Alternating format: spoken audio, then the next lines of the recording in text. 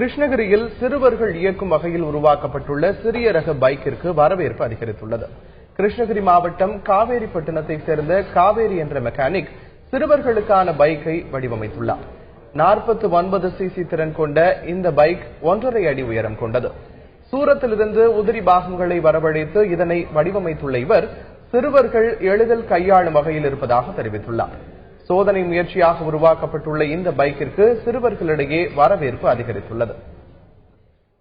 இந்த பைக் சூரத்திலிருந்து வாங்கிட்டு வந்து ஸ்பேர்ஸ் எல்லாம் தனித்தனியாக ஃபிட் பண்ணி 2 டிஸ்க் பிரேக் இருக்கு, செல்ஃப் ஸ்டார்ட் இருக்கு, அப்புறம் அலாய்டு வீல் இருக்கு.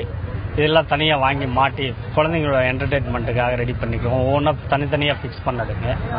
49 சிசி. இதுக்கு வித்தவுட் ஆர்சி புக் தேவைங்க.